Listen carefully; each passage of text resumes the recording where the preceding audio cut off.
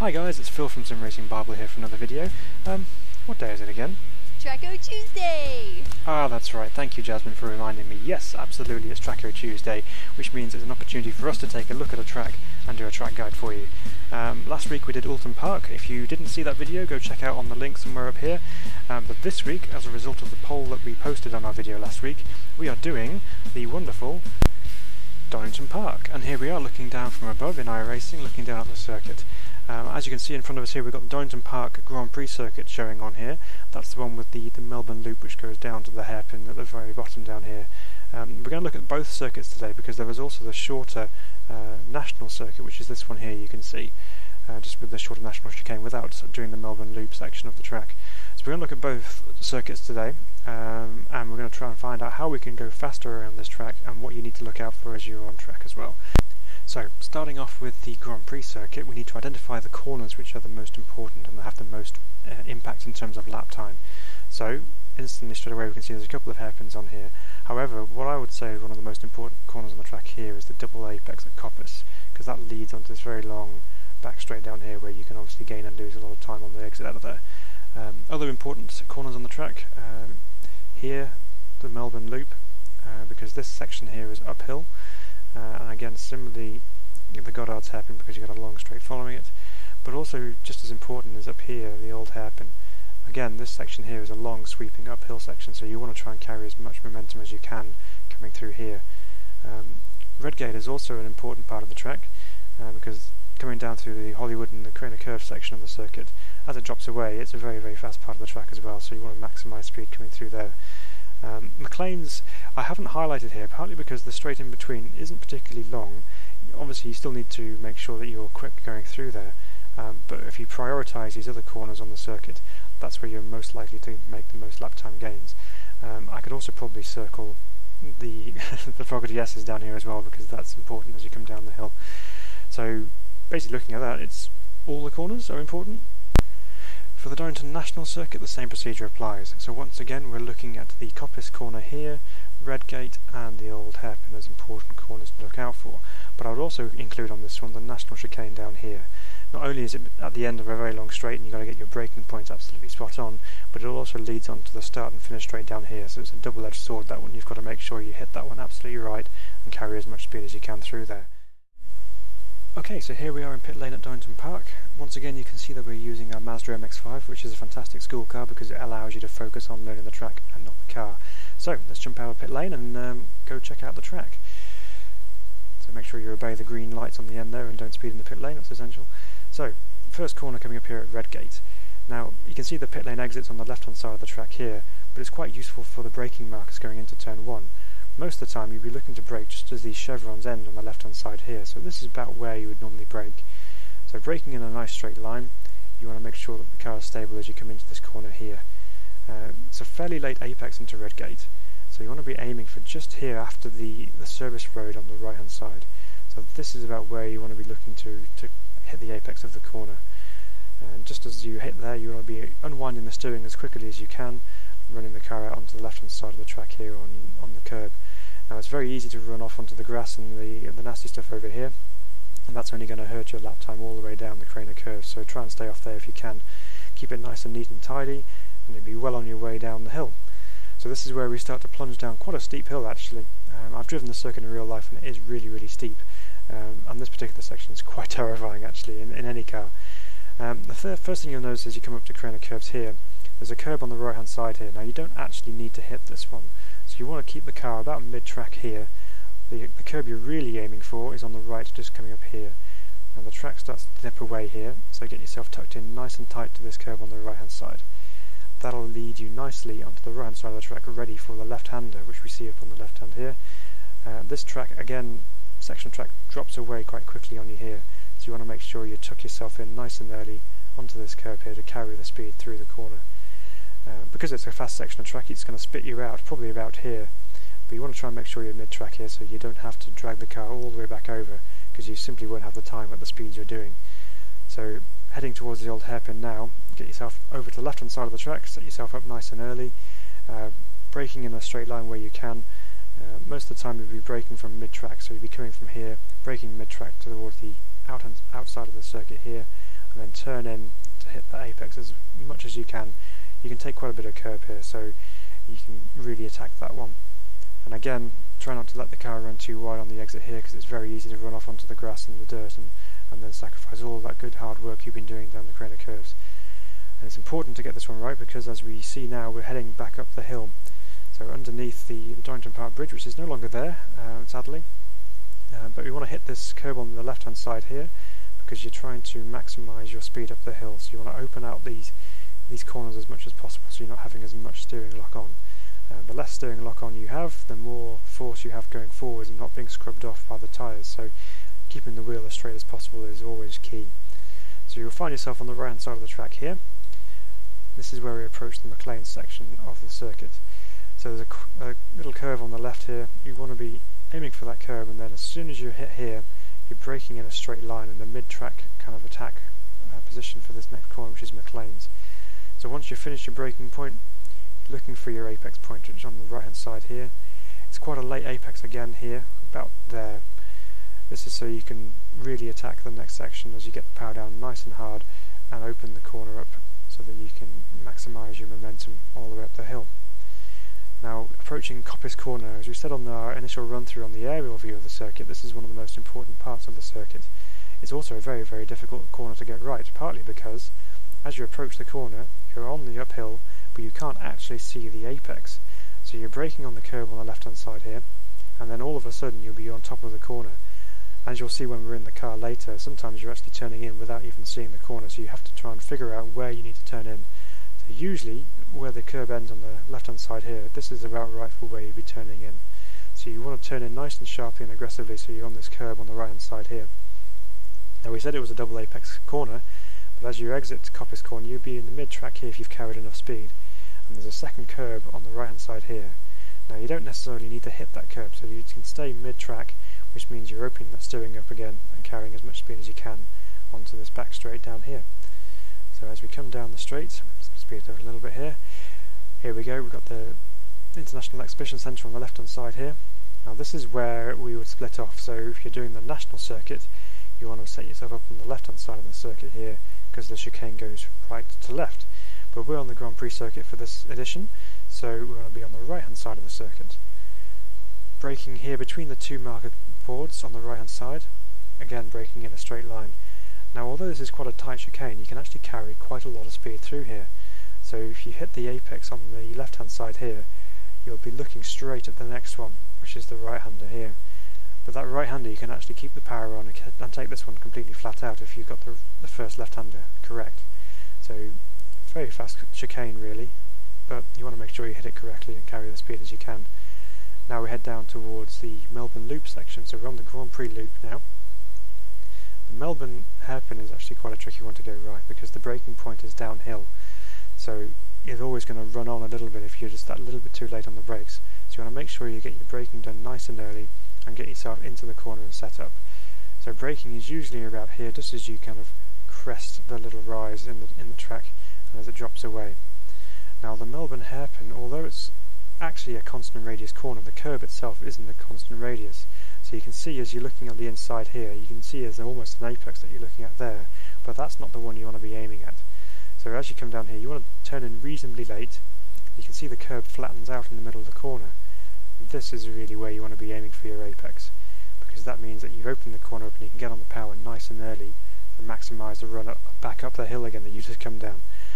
Obviously that's always dependent on if you're in a racing situation, because if you're racing and you want to defend your position or you have a car behind you, you don't necessarily want to be turning in too late there, because it opens yourself right up to an attack and someone else to dive in there and take the corner. But it's also good if you're on the attack, because you know if someone's going to leave it that little bit later to turn in, there's a chance that you can get your car in there in that little gap and take the corner. So power on nice and early out of the Melbourne loop, again running the car over to the left hand side of the track. Now we're approaching the final corner of the Donington Park Grand Prix circuit, which is Goddard's hairpin. Again, similar to Coppice, it's actually a blind entrance into Goddard's, so you want to be careful whether you're turning in here. Braking just on the top of the hill here, keep it nice and right to the corner, and all of a sudden you'll see that the hairpin is here.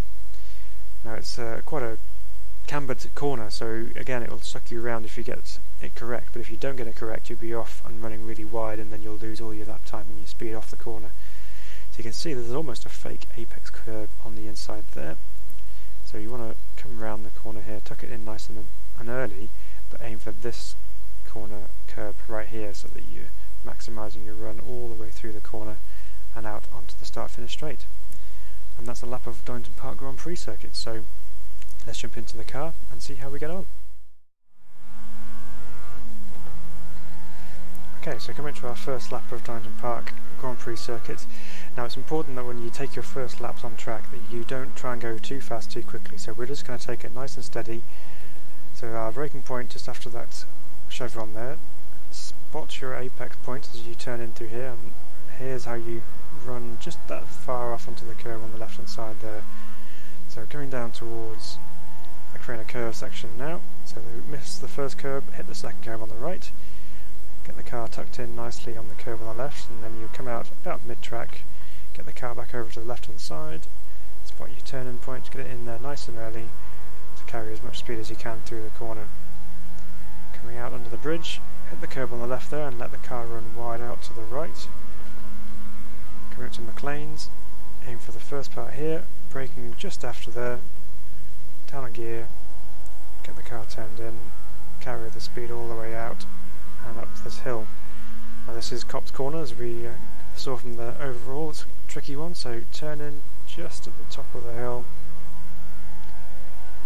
and miss the second part of the apex as you let the car run wide on the exit. And then you're off down the back straight, down towards the Fogarty S's. So look for the boards on the right, you're braking just after the second board there, get the car turned in, and then straight line it through here all the way on the power on the way out. There's a bit of a bump on the inside there, so it's quite easy for the car to be unsettled as you hit that, so you may end up finding you're catching a bit of oversteer on the exit, so just be prepared for that. Melbourne hairpin, down to second gear for here. You cannot turn in but miss the first part. There's that apex on the very end of the corner there as you power on up the hill towards Goddard's to complete the lap. So here, braking just as that curb starts on the right, down to second, miss that first part of the curb, aim for the second bit, and then you can start progressively applying the throttle all the way through the corner. So let's try and pick it up a little bit, let's try and increase the speed. Looking for our braking point on the left here at the end of the chevrons, down to third gear, late turn in, that's your apex point there, quite easy on the power. Let it run wide but not too wide on the exit. Up to fourth, miss the first one, aim for the second part, and then early turn in here to catch the curb on the left. Over to the right hand side, leave it in fourth, nice and early turn in to catch the curb on the inside there again, letting it run wide. And then flat out all the way up through here, trying to keep the steering as straight as you can to maximise the speed up the hill. Hit the left hander here, braking just afterwards, down to third. Turn in on the curb there, get the power on nice and early, keep the car on track on the exit. Copse Corner, brake on the hill, turn in nice and early to hit that curve on the inside, and then you can keep the power on nice and hard all the way around there, so you can keep it going forward and keep the speed building all the way down the straight. So looking for our board on the right hand side here, here's the second board, braking just after, down to third, get the car turned in. There's that bump, but you can keep it pinned all the way through there, carrying the speed. Down to Melbourne hairpin, braking on the downhill, down to second, missed that first part of the apex, aim it on the second bit, hard on the power on the way out. Try and carry the speed up the hill, and then into Goddard's.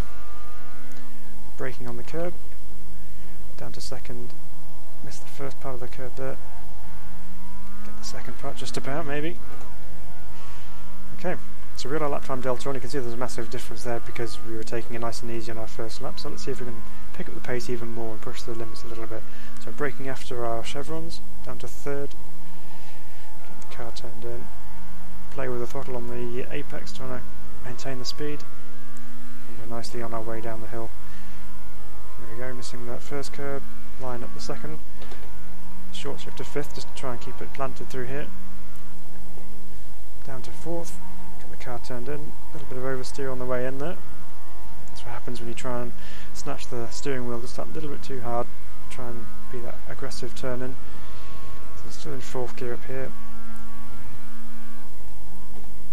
Brake hard on the entrance to the mcclain's corner there, a little bit of oversteer mid-corner.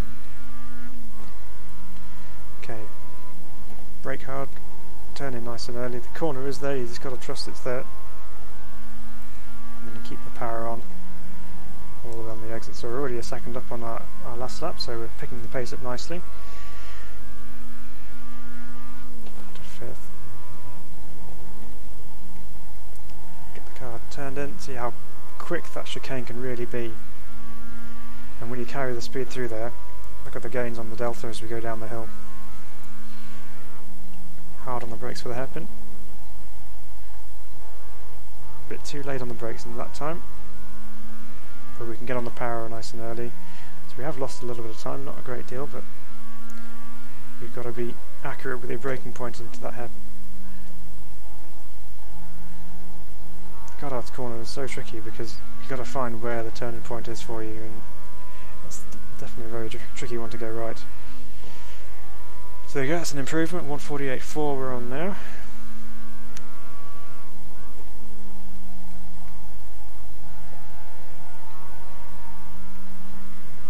So there we go, that's got the power on nicely through there. And carry that all the way down the hill.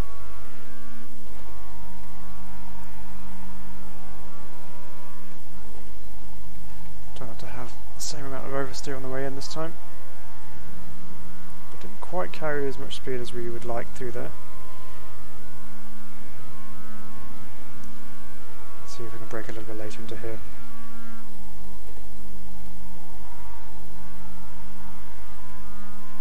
There we go, it's a bit better through there.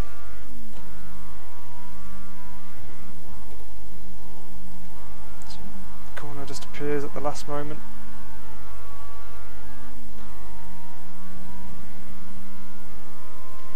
Power on all the way down the straight here. Look for our fast chicane here, braking just after the second board down to 3rd. Get the car in. Probably a bit much of a cut on the left there, but got away with it. You can see the time's up again. Now let's not brake too late into here this time. Just on the top of the crests. Get the power on, feed it in nice and early. So I was grabbing a gear on the exit there, which made it a little bit tricky, but we're still up on our time. Let's try and get this one right this time. So a later apex on the corner, and look how much speed we can carry out of it.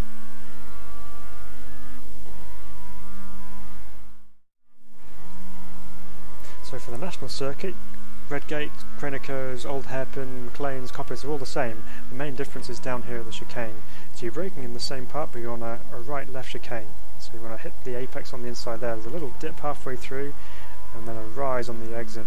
But you really want to stay off those sausage curves on the inside of the curbs there, because if you hit those, it'll really unsettle the car, and then you'll lose a whole load of lap time. So let's do that again and see how we can improve it. So here we are approaching the national chicane. Looking for your board on the right hand side, or on the left hand side of the track, down to 3rd gear. Turn in nice and early. That's it, better through there, carry a bit more speed. Again, it's very easy to run on the grass on the exit there, so you've got to make sure you're nice and neat and tidy as you come through there. But there we go, that's Donington Park. I hope you enjoyed this track guide. Please comment and let us know which track you would like us to do next. Whether it be over in the States or in Europe or Australia, let us know in the comments, we'd love to hear from you. If you like this video, give us a thumbs up, give us a like, we'd really appreciate it, and subscribe to the channel for more content which is going to be coming soon. But until next time, see you soon.